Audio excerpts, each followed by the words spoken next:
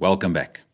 In this video, we will have a quick look at how can we use a future to actually retrieve some data for us from the internet.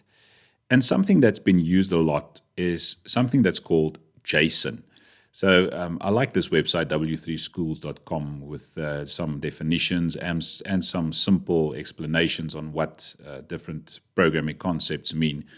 And you can see that they say that Json stands for JavaScript Object Notation. So it's a lightweight format for storing and transporting data, and it's often used when data is sent from a server to a web page. It's self-describing and easy to understand. So let's just quickly have a look at one of the examples here. They say this example defines an employee's object. So basically just a way to notate maybe an object in a different way. So this example defines an employee's object. So there's your employee's object, and you can see, let's translate this back to Dart again. The curly braces in Dart basically means that we're working with maps. The block brackets, like these two, indicates that we are working with a list. So it basically translates very nicely into Dart and what is going on here. So you can see that basically we've got a map.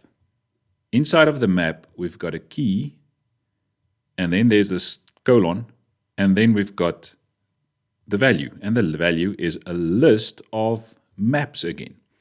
Okay, so it seems like something or like a data structure that we actually know a lot of, because Dart is using exactly the same type of thing. So what we can do to maybe make this a bit easier to read is you can copy this, and there's a web page called jsonviewer.stack.hu. So I'm just going to enter on this again so I get a blank page. So it's jsonviewer.stack.hu. And I'm going to paste this in here, and you can format it. So now it shows it to you a bit better. You can see there's the key, it's employees, and the value is a list of maps. Every single one of these maps, you can see there's the map. It's separated by a comma and a comma again. So we know it's a list of maps. And this map has got a key first name and a value John, key last name and value Doe. And the same for this first name Anna, last name Smith, and this one first name Peter, last name Jones. So it's a list of employee objects basically, but it is in a different data structure. It's inside of a map, and this with key and value pairs. So a nice thing about this site is you can actually go to viewer also to get a nicer overview of what is actually going on here. So just another view of this is that we start off with a map, which is the JSON object. Then there's a key called employees with a value that is a list. And there you can see position 0, 1, and 2. So this is a list of maps. And every single map in here has got a key called first name. You can see all of them has got the key called first name. And they've got a key called last name with a specific value. So this is the basics then of a JSON file that contains a lot of objects inside of it. But it's basically a map with key and value pairs. Okay, so in order for us to read something like this, you can go and search on the internet for JSON files that's available somewhere that somebody distributed as an example. But for today, we're going to try and create our own little web server. Well, not really a server, but something where we can store our own file as a JSON file and then read from it inside of the Dart application. So in order to do that, you can get yourself, if you do not have already, most people normally do have access to Dropbox and uses it already. You get 2 gig of storage for free, which is not a lot, but these little files really take up a few kilobytes. Some of them 2 kilobytes or 1 kilobyte. So you can store quite a lot with just a normal free Dropbox account. So you can go to dropbox.com/basic and you can get yourself a free Dropbox account. Now you get an app for Windows and for Mac and for whatever you're using, even on your phone, and you can sync the files throughout your devices. So please go ahead then and get Dropbox for yourself. You can try it for free, sign up for free, get your username and your password, set it up on your PC. Once it's set up on your PC, it will look something like this. So you'll have a Dropbox folder on your PC. And what I've done is, in my Dropbox folder, I created a JSON folder. Now, what happens is that this JSON folder gets now synced to the internet in Dropbox on their servers, and I can start placing my files there. For example, I've got one file in here. It's 1 kilobyte in size, so it's really very small. Now, what I'm going to do is I'm going to use Dropbox as an online server to actually give back my JSON data for me, which I can read directly from my application. Okay, so what I'm going to do is I'm going to right-click in here, and I'm going to say New, and I'm just going to say, let's say a text document. Next, I'm going to double-click that file, and I'll say Save As. And I want to remove the extension there so I can add my own extension. So let's call this one test.json. So it's a JSON file, and I'm going to say Save. And if I close it now, you will see that I've got a test JSON file, and now I can delete this one. But also note that my Dropbox is currently syncing. So you can see there's a small little check mark, a green check mark there, which basically tells me that this is already synced to the internet. Now, I'm just going to take stories for now. If I right-click this one, you can see there's an option, Copy Dropbox Link. So if you've got Dropbox installed on your PC, you will have this option that says Copy Dropbox Link. By the way, you can also link online, copy that file directly online and get the public link there. Okay, so I'm going to click Copy Dropbox Link, and it will tell me that I've got that link copied. And now I can go to my browser and I can actually paste that link. It then opens the file online and I can see the data there. Okay, but this won't really help us because this is a whole website opening up with on the left-hand side displaying what's in your file, and on the right-hand side there's a sign-in button and so forth. So a nice thing about Dropbox is that we can actually do the following. In your link, instead of having the www there, replace it with a DL. That's basically a direct link to the file. So if I enter now, you will see it's only the file. So this is then the link that we will use inside of our application to link to this specific file. Okay, so I'm going to go back to the folder, and let's go into test. And all I want to do for this test is I just want to add, let's say, an opening and a closing brace there. Let's just add a key and a value pair. So let's say the name for the person is, and the value there is Peter. Just something very, very small, just to see if we can pick it up. So I'm going to save this, and as soon as I save it, you can see it has, or the syncing icon going on there, and then it shows the check mark when it's done. And as soon as it's done, I can copy that Dropbox link. Let's open up that one. I'm going to paste it there, but instead of saying www, I will use DL for direct link. And there you can see there's my JSON file displaying. So because it is displaying correctly here, it will also work inside of my application. So it's being served directly from Dropbox. It's an online, basically like an online server. Okay, so let's go to Visual Studio Code now to see how we can include this in our application and actually read from it and print this name, Peter. Now, one thing that we will need is something that's called the HTTP package. So you're going to go to pub.dev, enter HTTP there, and this first one is the one that we will need. And you can see it's null safe, it's for Dart, it's for Flutter, Android, iOS, Linux, web, everything. So it works quite well. So we're going to go to installing, and this is the dependency that we will need. So I'm going to copy that dependency. Now we haven't included packages in our Visual Studio Code for Dart. So let's set up our project a bit differently today. So I want you to open up. So I'm going to go to just a blank Visual Studio Code page. So you just basically go to new window.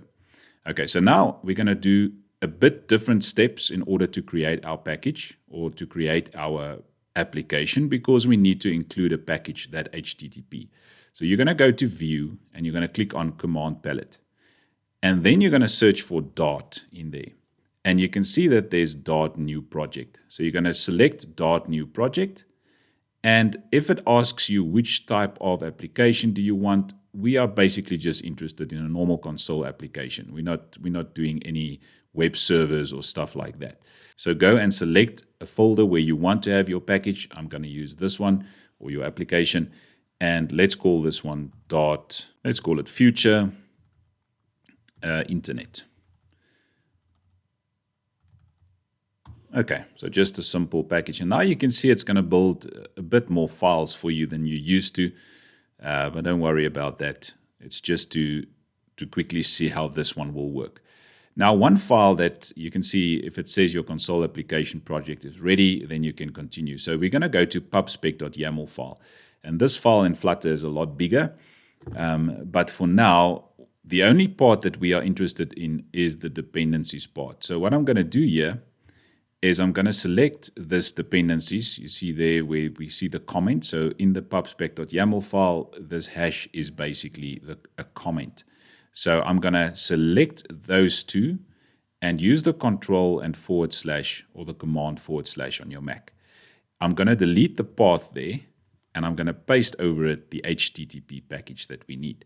So please note the indentation. Don't change it. Just uncomment and use the same indentation. If the indentation is out, it's not going to work. So by saving this file now, Control S, you will see it runs a .pubget, which adds this package now as part of your application. And now we're going to go to under bin, there's .future internet, and you can see there's your main method.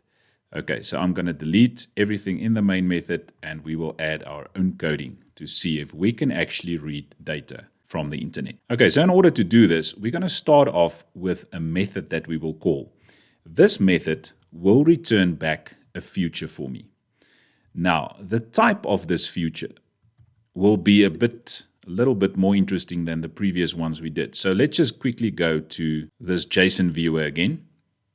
Now, if I look at this file, for example, you can see that a JSON file, the type of data that we get is a map.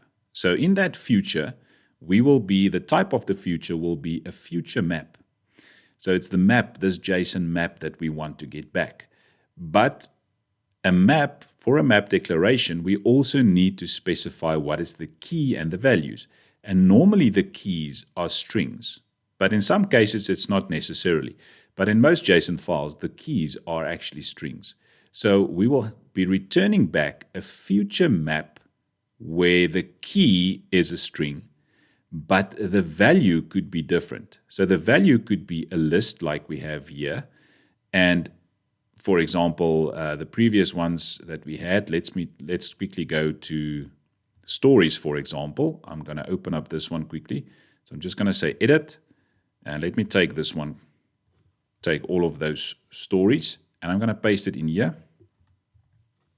Now, if I look at this format, look at viewer, you can see it's still a JSON file, a map, but you can see it's got a key and a value pair and a key and a value pair, but the key is always a string. But in the first case, that key, the value, is in fact a list, whereas for source, the value is a map. So it's different values, but the keys normally stay strings. So let's go back and see how we can declare this. So if we declare this now, this future that we're going to get back, it will be a future map, but this map will have a string as the key and will have a dynamic type as the value. So why do I say that? Because sometimes we get a string key with, let's say, a list as the data type. Sometimes that list becomes a map, and sometimes that value actually is just a normal string or just a normal integer. So we keep the second, or the value part, as dynamic. Okay, so it's a future that we're going to return. The future will be a map. It's a JSON file, and it's got a key and a value pair. Keys normally strings, values will be different, and that's why we declare it as dynamic. Now let's call this method, or this function, fetch data. Now let's create the opening and closing brackets. And because it's a future, we will need to add async there. Right, so now in order to get the data from that website, we will get back a response. So I'm going to use a variable called response, and we will wait for the result to come through, and we're going to use a function called get. And you can see it auto imports from the package HTTP. So as soon as I click on it, you can see it imports that package that we included in the pubspec.yaml. It says package HTTP http ... Okay, so we've got await, we've got the get function there, and the get function, you can see it accepts a URI. And this sends an HTTP GET request with the given headers to the given URL. This automatically initializes a new client and closes the client once the request is complete, and so forth.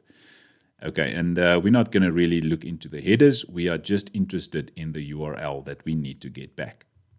Okay, so in this part where we need to specify the URL, you can see it's a URI. So we're going to use the URI class there, and we're going to say URI.pass, and this method just helps me to get back that data from the link. And now we need to indicate the link that we need to pass. So if I hover over that, you can see it's a URI. It creates a URI object by passing a URI string. So now we need that link to that file. So let's quickly go to test again. So we've got the JSON file there. Test, it actually just includes the name Peter there. That's all we want. So what I'm going to do is to right click on it, copy the Dropbox link. We've got it. Inside there, just double quotation or single quotation marks, paste your link. And now I'm just going to replace the www with a DL. And just very important, make sure that you actually check out this link and that it's actually working. Otherwise, if it's not working online, you would also not see it working in your application. So the get method helps me to get the data back or to get a response back from this specific website. And in our case, it's just a simple JSON file. Okay, and this will keep on giving us an error because we need to return back a future. So don't worry, we will get to that now. So what we can do now is to go and test that if this response, on the response, you can see there's in fact a status code. So if the status code is a 200, then we know everything went fine. So then we can actually return, and there's a method called JSON decode to decode the JSON code for us, and I will pass in response.body. So we want to get the body of that JSON file and we want to decode it. So from this response, take the body, and that's basically our whole file there, the content of the file, take the body and decode it for us. And the else part here will then be a specific error that occurred. So we can maybe force an exception to occur here. So we can say something like throw exception, and we can have something like failed to get the data. Okay, so that's your error part if it doesn't return back. And because we're throwing an exception, you don't need to return something, it will stop your application. So this is the method or the function that we're going to use to get back our data. So it's a feature that returns back basically a JSON object. It's a map of key and value pairs where the keys will normally be strings and the values can be anything. It's called fetch data. It's going to run asynchronously. We're going to wait until this line is done. So we make a connection to that one line, and we check the response. If the response status code is 200, we know everything is fine, and we use the JSON decode function to decode the data for us. And now what we can do inside of our main function or our main method is we can have maybe a variable that says data, and we can wait for the data by calling fetch data there. Now again, for your main method, let's just add async there, although it's not really good to have your main method an asynchronous method. So maybe we could have, in our example, we're not going to do anything more. So we could have had another method where we do this and then just call that method from the main. But for now, I'm going to leave it as it is. So var data is await fetch data. So now we are getting back the data, or we're calling this function. This function will stop at this line and first get the data, check the response, and return back if there's data. And the only thing that we need to do now is let's print the data. So I'm going to save this and let's run this. So I think I'm going to run it from here. Let's try a run without debugging. Let's look at the console. Name Peter. Now, the nice thing now is I can actually now go and change the values here. So on that test, it's working now. So if I go to edit, let's add some more there. So let's add a comma firstly. I'm going to add a comma at the end, and let's add a surname for him. And the surname will be, let's say, Pollock. Now, as soon as I save it, you can have a look at it. As soon as it's got, you see there, it's still syncing. As soon as it got the green check mark, you can rerun your app and you should see the new data because the new data has been changed. And we can see the name is Peter and the surname is Pollock. So again, a way that we can use a future to get data from somewhere from the internet. And you can see I have not used something like sleep or delayed or whatever. It's actually taking some amount of time to get that data. And it's even a very small application or a very small piece of data that we're actually getting back. But it is halting my application for a while. So this is where futures come in very handy because it runs in the background as an asynchronous thread. All right, so this is just another example of how you can use a future with the await keywords and the async to get some data from the internet. In the next video, we will have a look at how to work with JSON objects. How can we extract the name and the surname and so forth in order to get some useful data back. Hope you've learned something in this video. See you in the next one.